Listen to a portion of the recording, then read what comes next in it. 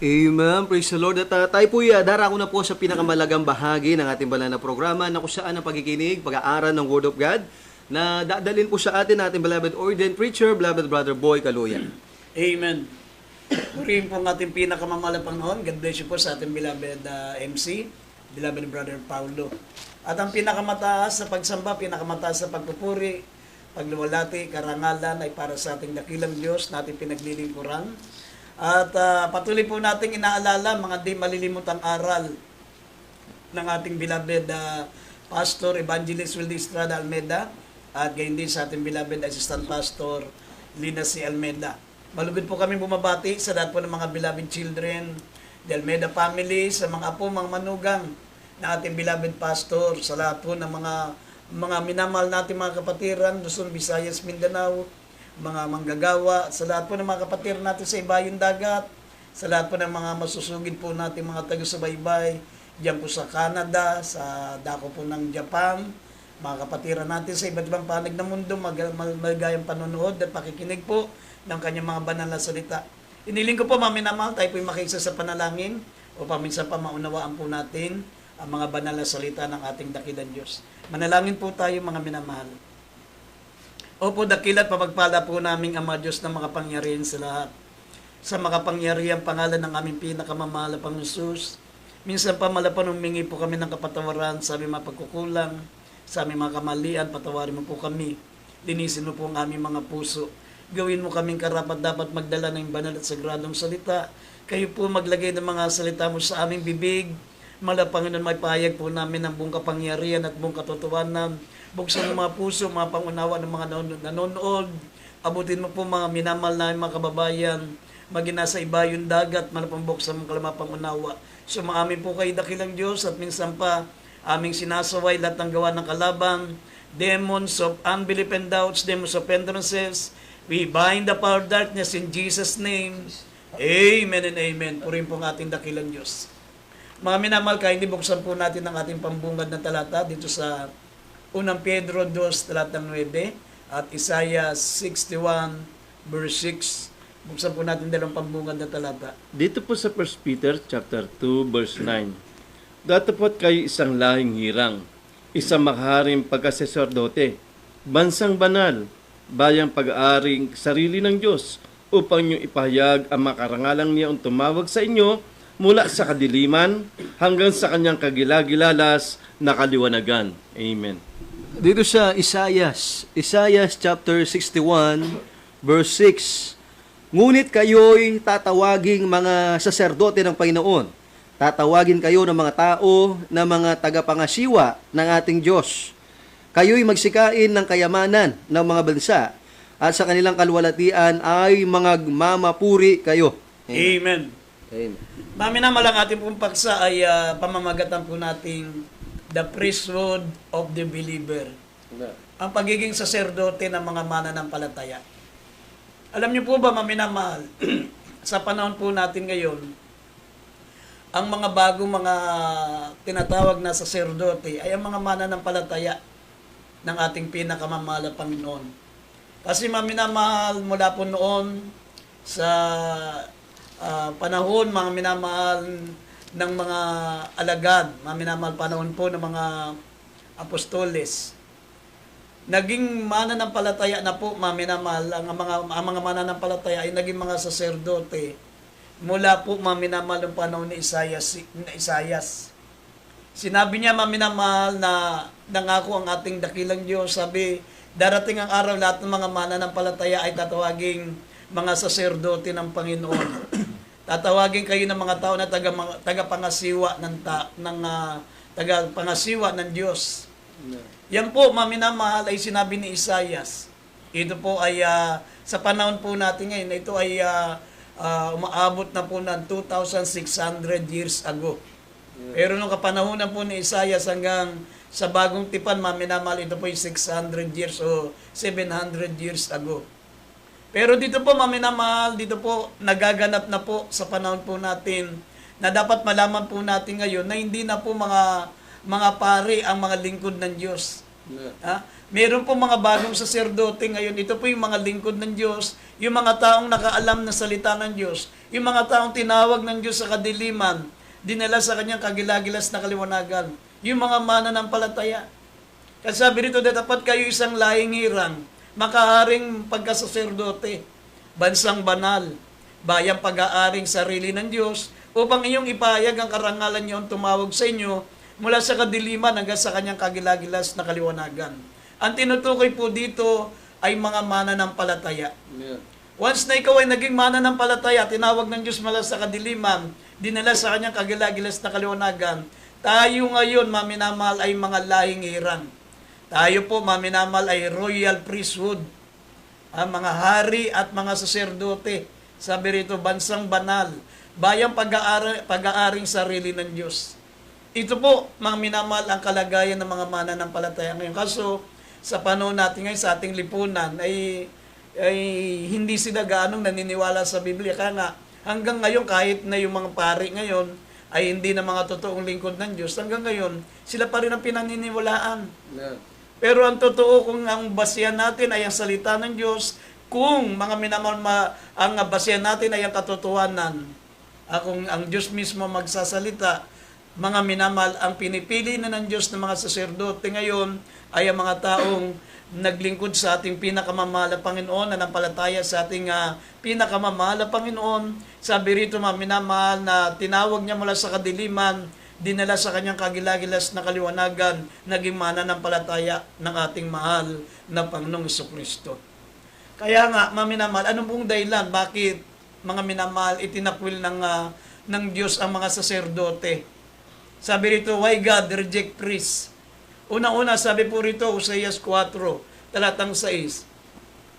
Noong panahon, mga minamahal ni Osea, sinabi ng mahal Panginoon, mga minamahal, na aalisin niya na ang kapangyarihan ng mga saserdote. Ang sabi rito, mga minamahal, itatakwil niya ang mga saserdote, hindi na sila magiging saserdote ko, sabi ng Biblia, sapagkat itinakwil nila ang kanyang salita. Itinakwil nila ang kaalaman, maminamahal ng salita ng Diyos, at nilimot nila ang mga kautusan ng ating mahal na Panginoon. Sabi po rito, Oseas 4, talatang 6, kindly. Dito po sa Oseas chapter 4 verse 6, ang aking bayan ay nasira dahil sa kakulangan ng kaalaman.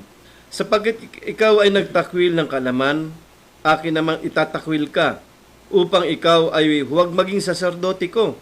Yamang iyong nilimot ang kautusan ng iyong Diyos. Akin namang kalilimutan ang iyong mga anak. Amen. Amen. Tignan nyo, maminamahal, sabi ng banal na kasulatan, my people are destroyed for lack of knowledge. Because thou hast rejected knowledge, I will also reject thee, that thou shalt be no priest to me. Dahil sa itinakwil mo ang kaalaman, itinakwil mo ang salita ng Diyos, sabi rito, maminamalaki namang itatakwil ka upang huwag ka nang maging saserdote ko. Ngayon, naman makita nyo sa ating mga kinagis ng reliyon, ang mga pare nagtuturo po ng mga dogma, nagtuturo maminamal ng mga religion, nagtuturo maminamal ng mga tinatawag po ng mga tradisyon, mga kinagisnan, mga hindi po salita ng Diyos. Hindi nila itinuturo maminamal ang buong kautusan ng salita ng Diyos, sapagkat kung malalaman niyo po, maminamal ang banal na kasulatan, hindi tayo pasasambahin ng mga pari sa mga graven images, sa mga Diyos-Diyosan, sapagkat ito po, maminamal ang banal na kasulatan, ang pinaka number one kalaban ng Diyos, maminamal kung mababasa niyo ang Biblia, ay ang mga tinatawag na graven images, mga Diyos-Diyosan. Amen. Ayaw ng ating pinakamamahal. Pero ito po, hindi itinuturo po ng ating mga pari sa ating pinagisnan. Yeah. Kaya nga sabi ng Biblia, they rejected knowledge, they forgotten the law. Sapagkat itinakwil mo ang kaalaman, akin namang itatakwil ka upang huwag ka nang maging saserdote ko. Kaya sa panahon natin ngayon, sinabi ng Isaias, mga minamahal, ngunit kayo'y tatawagin mga saserdote ng Panginoon, tatawagin kayo ng mga tao na tagapangasiwa ng aking Diyos. Ang tinutukoy po rito, yung mga mananampalataya. Yung mga tinawag ng Diyos mula sa kadiliman, dinala ng Diyos sa kanyang kagilagilas na kaliwanagan. Tayo po ngayong naglilingkod sa ating pinakamamahal na Panginoon. Ang sabi ng banal na kasulatan, itinakwil ng bayan, maminamahal, ang salita ng Diyos ng mga pari. Sabi po rito, sa Marcos 7, talatang 6 hanggang 9, iginagalang ng tao tuloy ang mga tao sa kanilang mga labi, pero maminamahal ang kanilang puso'y malayo sa ating dakilang Diyos, sapagkat ang kanilang pinaniniwalaan, yung ating kinalamulatan, yung mga tinuro ng mga pare, mga saserdote sa ating kapanahunan na lalo po inilayo tayo sa Diyos. Ang sabi rito, mababasa niyo po sa Marcos 7, talatang 6 hanggang 9. Dito po sa aklat po ng Marcos, kabanatang 7, talatang 6 hanggang 9. Marcos chapter 7 verse 6. At sinabi niya sa kanila, mabuti ang pagkahula ni Isaias tungkol sa inyong mga mapagpaimbabaw. Ayon sa nasusulat, ang bayang ito'y iginagalang ako ng kanilang mga labi, datapwat ang kanilang puso ay malayo sa akin.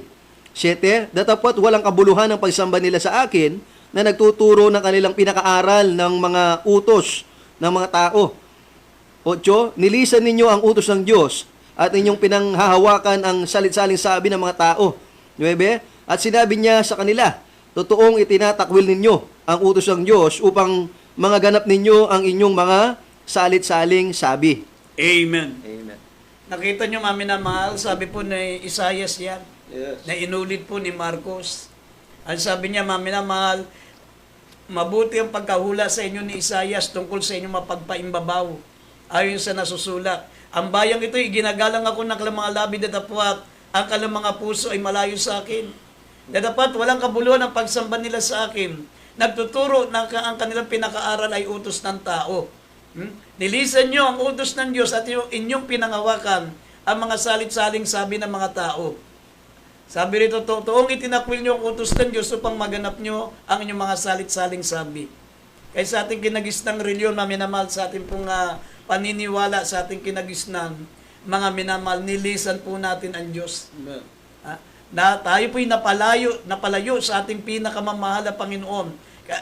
Kaya nga, sabi rito, kung mababasa rin po natin ang Jeremias 8, talatang 9, sabi po rito, mga minamahal,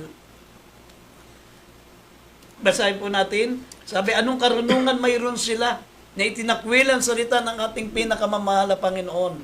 Sabi rito, Jeremias 8:9. Dito po sa Jeremias chapter 8 verse 9. Ang mga pantas ay nangapapahiya.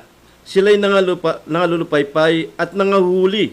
Narito kanilang itinakwil ang salita ng Panginoon. At anong uri ng karunungan ang nasa kanila? Amen. Amen. Ang sabi kanilang itinakwil ang salita ng mahal na Panginoon at anong uri ng karunungan ang nasa kanila. Kasi hindi pwedeng hindi nila itakwil ang salita ng Diyos kasi malalaman po ng tao na hindi totoo yung tinuturo nila, yung kanilang pagsamba sa mga graven images, panalangin pa ulit-ulit, maminamal yung mga tinatawag po na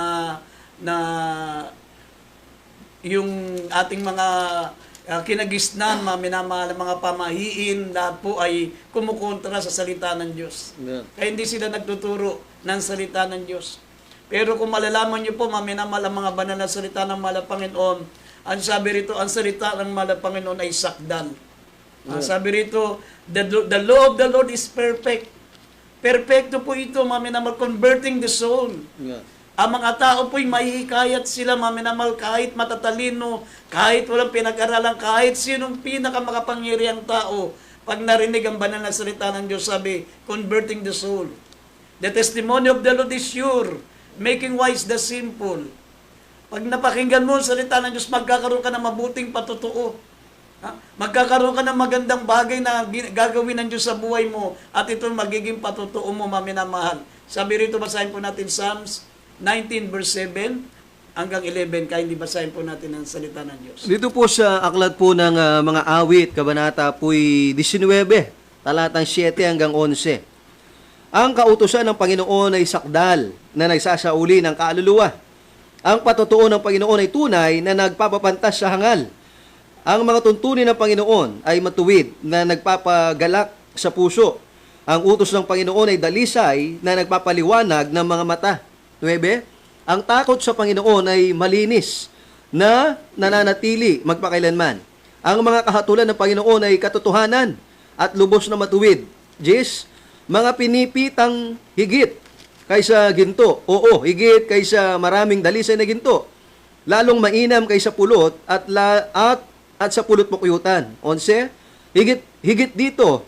Dito ay sa pamamagitan ng mga ito'y mapagpapaunahan ang inyong lingkod sa pag-iingat ng mga yaon ay may dakilang gantimpala. Amen. Amen.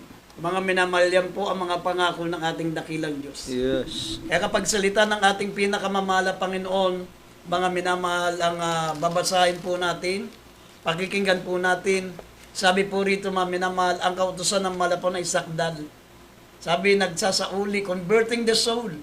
Manunumbalik ka sa ating mahal na Panginoon. Ang sabi rito, nagpapapantas